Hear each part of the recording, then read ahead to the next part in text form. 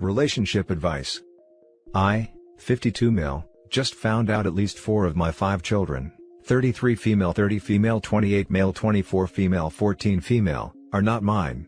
Wife, 51 female, won't say anything.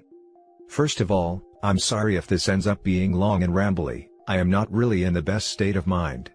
My world has been turned upside down over the last couple of weeks. I just want to write as much context as possible, so I can get the best advice needed. For obvious reasons, I am not yet comfortable talking about this with my friends/parents/siblings. Background: I met my wife when we were in high school and we married in college. We have 5 beautiful children together. Really, I consider them a total blessing regardless of what I am about to bring up, and up until a couple of weeks ago I thought that we had the perfect marriage. We were typical high school sweethearts. We go out together, we never fight. I feel like I've done everything a loving husband should do. I am saying this not to make myself out as the perfect husband. For example, my work has always meant I work long hours and maybe haven't always been there when she needed me, but I want to stress that I've never felt our marriage was in any trouble.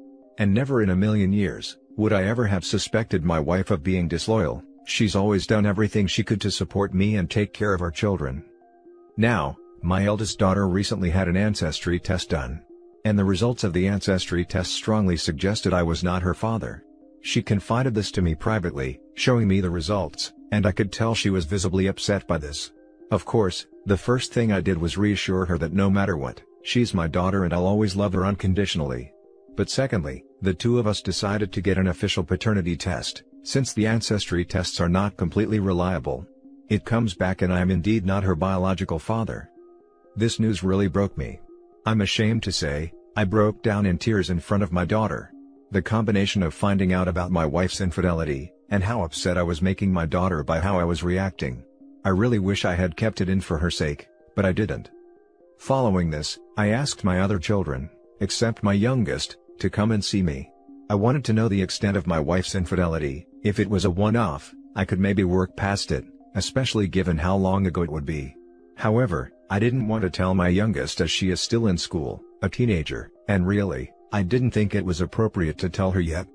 We tell the other 3 what has happened. I reassure them that I love them unconditionally and that I'll always be their dad, but that I need to know how long this has been going on.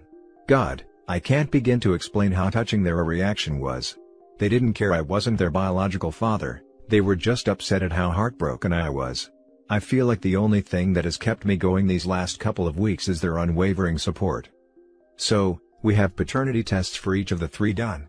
Not only are none of them my biological children, together, 4 of my children have 3 different fathers. Which somehow made it worse. It's like, she wasn't just having an ongoing affair, she was having multiple? I can't explain how this make it worse, but it just does. So, I confront my wife with this, expecting her to confess and beg for forgiveness. She doesn't confess. She doesn't even take it seriously. She says the tests must be flawed. All 4? How the hell am I supposed to take that seriously? I keep bringing it up and she keeps brushing it off, getting progressively more annoyed at me. When I bring it up, she will try and guilt trip me. We've been together since high school, do you seriously not trust me? Etc. But how am I supposed to trust her in the face of such overwhelming evidence? Now that I have rambled and explained what has happened, I guess let me ask a few direct questions for advice. 1. How can I reassure my children this doesn't change anything between us? I feel like the way I have reacted, total breakdowns, has made them second-guess this, despite however many times I reassure them. 2. How do I handle my youngest daughter? I feel like our marriage is beyond saving, and I will need to tell my daughter something. I don't want her to know the truth until she's older, but I also don't want my wife lying and making me out to be the villain. 3. Is there any way at all, you think I could or should save my marriage? I've been with my wife my entire life. It's almost impossible to see a life without her. I know that the answer should be a clear-cut leave her, but we have 5 kids together. If there's anything that can be done to save our marriage, I want to consider it seriously. Let's read some comments first before we read the updates. I wouldn't worry about trying to save the marriage. If she's still lying to you, in the face of overwhelming evidence, then there's nothing left to save. Talk to a lawyer about how to start the divorce process, and follow their advice to the letter. Sit your youngest down and have an age-appropriate conversation with her. Tell her that you and her mother will be getting a divorce. That it turns out that the other kids aren't your biological kids. That you still love them and are still their father, but you won't be able to stay married to their mother. That she can have a DNA test done as well if she wants. But that she doesn't have to, you'll love her, and she'll be your daughter either way. She also doesn't have to decide that right now. Then take it one step at a time. Sort out the logistics of leaving, find yourself a new place and get yourself set up. From there, I'd start looking at ways to maintain your relationship with all of your children. With the youngest, make sure to get as much custody as you can, even full custody if that's possible.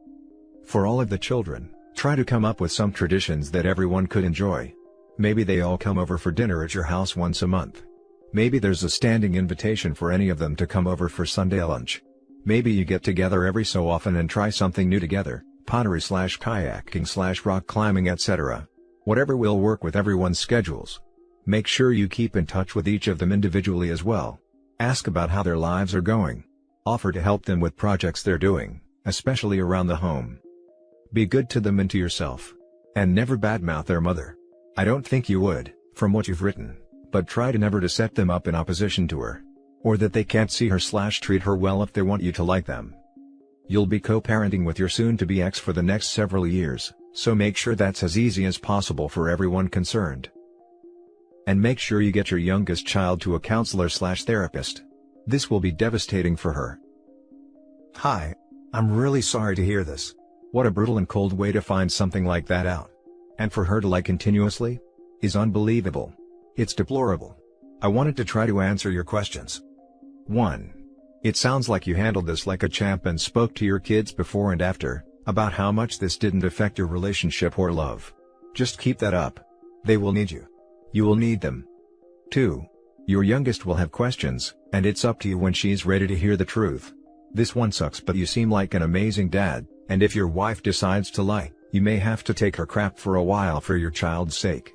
Your other kids may defend you. The truth may come out. 3.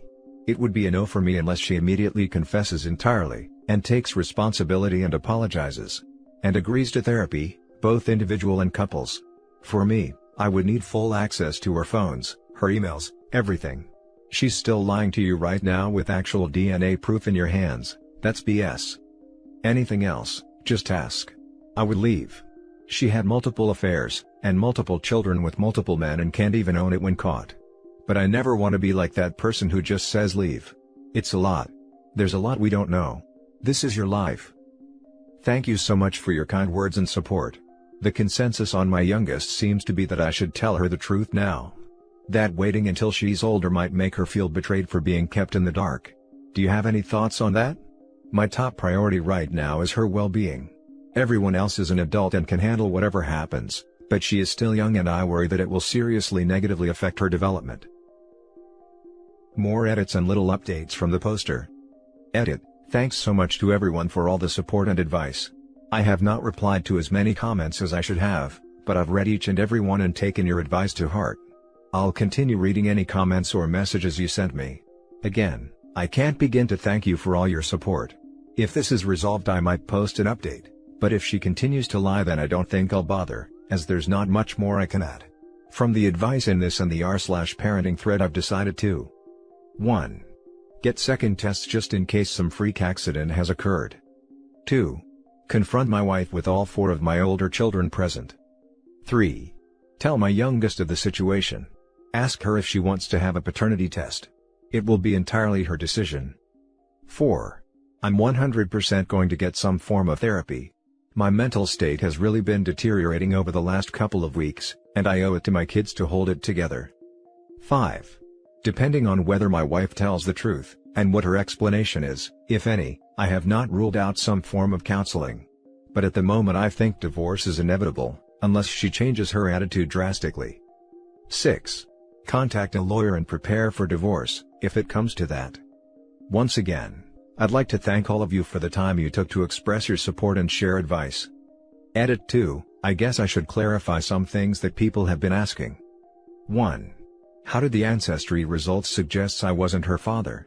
My family is entirely Irish. No relatives outside of Ireland other than my immediate family, and I even have the stereotypical red hair. My daughter's ancestry results showed nothing from the British Isles/Western Europe/Northern Europe. That's what set off alarm bells, but it's by no means conclusive, hence the paternity tests. 2. Which 2 children share the same father? My 2 eldest daughters share the same father. 3. How did your wife conceive your children? Our eldest daughter was not planned. All the others were planned. Each time we conceived several months after we started trying. Our first 3 planned children were both our ideas, while she pressured me into having our youngest. She was in her late 30s and wanted one last child before it was too late, and eventually, I agreed. She was conceived several months after we started trying. 2. 4. Are you infertile? I don't know. I've never had a fertility test done. But the fact that none of our planned children are mine makes me think that I might be. I will have a fertility test as soon as possible. About future update. I have received a lot of messages/comments asking about an update, and countless remind me comments. I am unsure how they work, but I assume they are also after an update. I will post an update, but it will not be anytime soon. This entire mess will take a long time to, well, make any sense out of.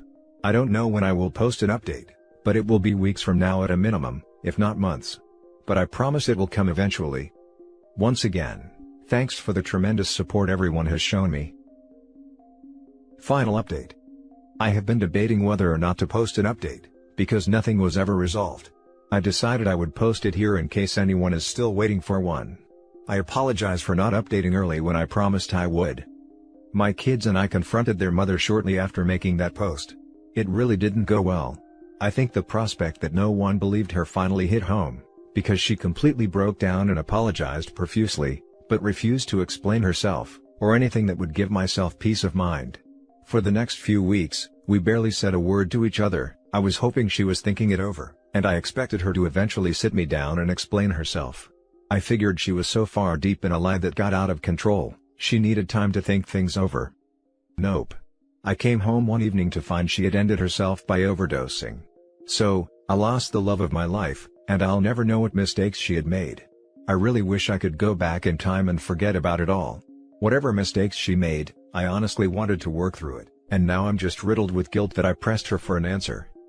The worst part of this entire ordeal was watching my kids work so hard to keep me together, after having lost their mother. Anyway, please tell your family you love them while you have the chance. Now for the comments. There is guilt that is earned, and guilt that is unearned. Your guilt over her death is unearned. You did nothing wrong by asking her, you did nothing wrong by trying to get answers so you both could move forward, which is what you are doing, asking so could figure out how to move forward, whether that be together or not. You did not put those pills in her hand. You did not tell her this was her only option. You did not make her decisions for herself. She did. She made the decisions to cheat, she made the decision to lie and continue to lie, she made the decision not to fight for her marriage when her bad choices came to light, to not fight for her children, her life. She made all those decisions, on her own, without you. That is on her, not you. Her guilt for those decisions was earned. You have no reason to carry her burden, you have not earned that guilt. I know that is way easier said than done, so I hope you are in therapy to help with the grieving process, which is always complicated, but particularly so in this case. I'm so sorry for your loss, and so sorry for all the pain you and your family have felt. Thank you for updating, though you owed us internet strangers nothing either. You did nothing wrong. What she did in the past, and her reaction to being found out were both completely out of your control. I'm sorry to say it, but ending her life the way she did was just as selfish as the decisions she made that lead to that decision. Be thankful to your children for being good people, and know that whatever else she was, she at least did her part in making them who they are today. Obviously return to therapy immediately. You're the only parent your children have left.